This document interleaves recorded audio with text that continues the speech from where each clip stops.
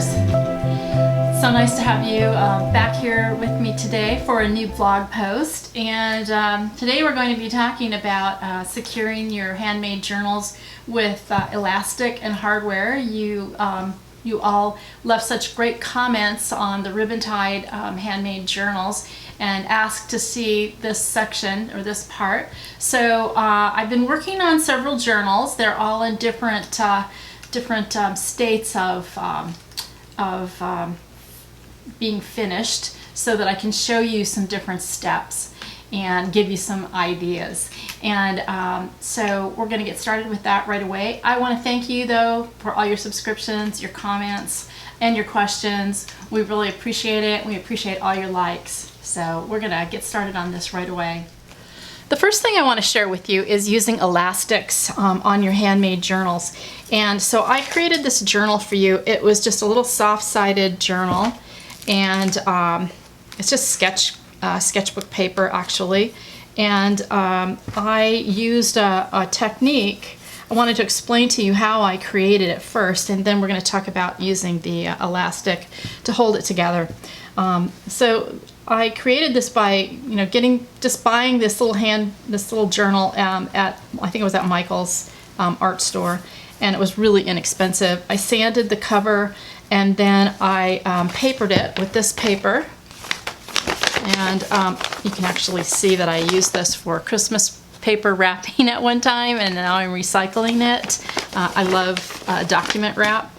And then I covered it with tissue paper, the scrunched tissue paper technique that we did in another video. And then I used the walnut ink and quinacridone nickel adzo to dye it so that it has this wonderful, yummy, leathery look to it, and it's got a great texture. I wish you could feel it. It's really cool. The image is a drawing that I made, and I stitched it to a piece of mica. And you can't see the stitches through here because I covered it with the paper that I used on the front, and I have not colored it on the inside because I really like the contrast. And so I'm going to use this to tie it up because I'll probably put images in here and all kinds of things that I don't want to fall out. And so I wanted to show you and share about the elastic. Elastic comes in all different shapes and sizes, and if it's not the color that you want, you can always just buy white elastic or go through your closet, which is what I like to do, and things that I don't like or don't fit me well anymore or whatever, I just take the elastic out and then wrap it up and keep it to use for journals and other processes. I thought about using this because this color is really good for it, but it was too thick with my front image. I didn't want it to compete with that, but I did want to use it. So now when you're going to consider using elastic, you want it to be tight enough, but not too tight. You want it to have a good tension, but you don't want it to really pull, or to not allow some kind of space to grow within your journal because you're going to put stuff in it, right? So I recommend just putting it around and seeing exactly where the tension is. And then I simply used a hole punch to punch in here. Now, if you can't use a hole punch, you can always use your awl and just make a bigger, just keep moving it around and around until it gets bigger and bigger, and then use a straight edge to kind of cut it around if you don't have the size that you're looking for. And then I just wanted to show you that I've just simply laid it down flat and then glued it down, which is what I'm going to show you now. And then simply put, and here I've forgotten my gloves.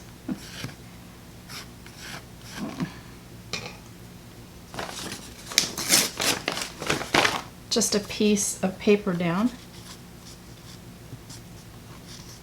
There we go. And then use the glue on top of that to hold it in place. And you can completely cover up the hole, which is what I did, to get it to stay put. And you can put as many as many layers down as you want to keep it secure. It's going to depend on how much use you give it and exactly what you're putting into it, because if you put a lot of junk in there, then you're going to really need it to hold down.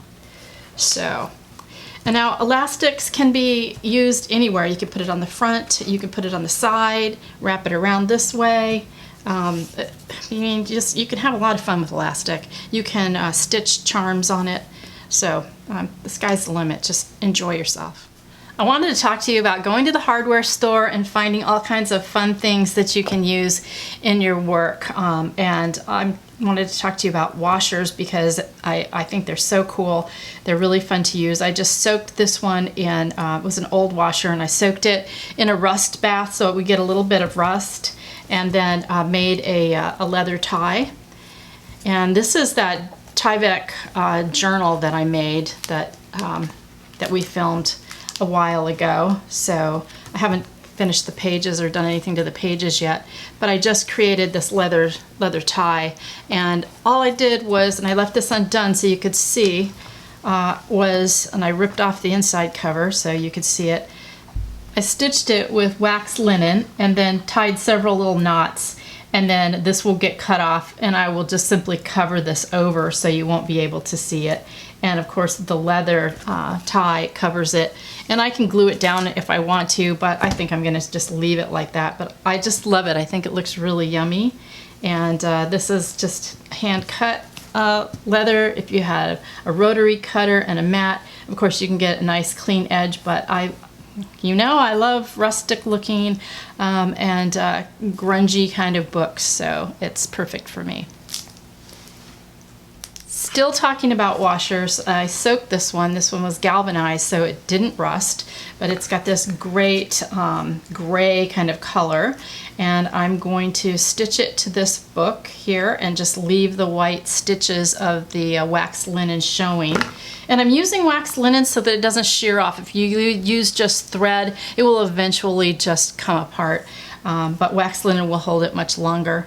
And I'm going to poke this through. It's just a rayon ribbon. I'm going to create a larger hole. And I need my little trusty straight edge, and then poke this in using my awl. You can feel it going on the other side. I hope you can see that. There we go. Okay, and I tied a knot in it because I'm using scraps. You know how I like to save all my scraps?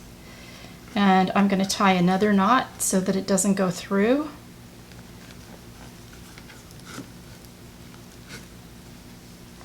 And another tip is when you're actually doing your book work, you know how you have those little ends left of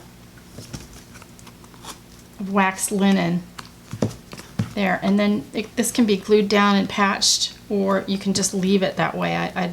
They don't usually bother me, so I don't really think too much about it. And then I'm just simply going to punch this through and stitch it.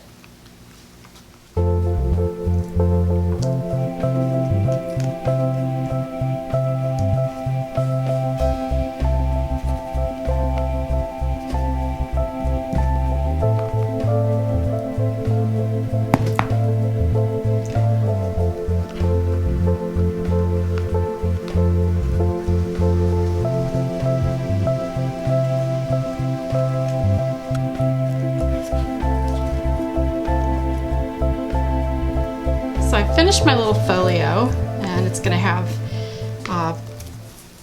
mixed media paper in here, and I'm going to be able to just tie the washer. I just stitched it down, and I'm just going to be able to insert my little ribbon here and then tie it together just like this. You could use anything, you could use a little bit of rope or some other kind of tie, but I just love using hardware from the hardware store. One of the other options, and I soaked this too, is called a swivel quick snap, and they're pretty fun to use. You simply stitch this down and then use something. You can use another piece of metal to catch for the back with some ribbon attached, like this book I showed you. This piece here. Don't ask me what it's called because I don't know. I found it in a box of junk that I bought at an estate sale, so I'm not really sure, but it's a pretty cool latch, I think. I just love it. So I love this little folio. I'm going to put some papers in here and create my book, but I wanted to show you and share with you about using new hardware from the hardware store. Then I wanted to share with you about using hardware, antique hardware on your books, and finding, this was a drawer pull from a drawer. This piece fit through here, and just simply take it out so you can use it to tie up your journal. This is a brown paper bag journal that I created, and of course it's not finished, but I wanted to share with you and show you how I did it. I stitched this down using wax linen again. I think it looks really cool. It's a great piece. And I used plaster cloth to cover the front of the journal and the back. And then a really rustic linen kind of ribbony thing to tie it up with. So I'm really looking forward to finishing this and getting some paper on the inside. And I may just use this, I'm not sure yet. But it's going to be a fun journal, just a collage journal of putting things that inspire me and that I really want to look at. So pretty simple, pretty easy, straightforward. Just poked the ribbon through and just left it there. And then of course I'll glue it down and I'll cover both the inside cover and the back cover. And I wanted to show you some other options too. You can always use an old belt, all different kinds of old things that you take off old albums, antique albums. This came off an antique photo album. And this was a little stand. This can come apart and be really cool on a book. And then also, antique photo albums, these little guys, they're very cool. They can come off and go on a book. And in fact, I'm going to be taking this apart, and this is what my travel album is going to, my travel journal will be made out of. And I'll be using these on a book someday soon. Hope you enjoyed this vlog post segment on using hardware and elastics on your handmade books, and can't wait to see you next time. And we're going to be talking about what makes the perfect travel journal, because I'm going to be paging through my old travel journals, going through looking at them and seeing what things I like and what things I didn't like and what works for me and what doesn't. We're going to talk about that, and then the week after that, it'll be 2 weeks or something like that. But the next time we vlog, it'll be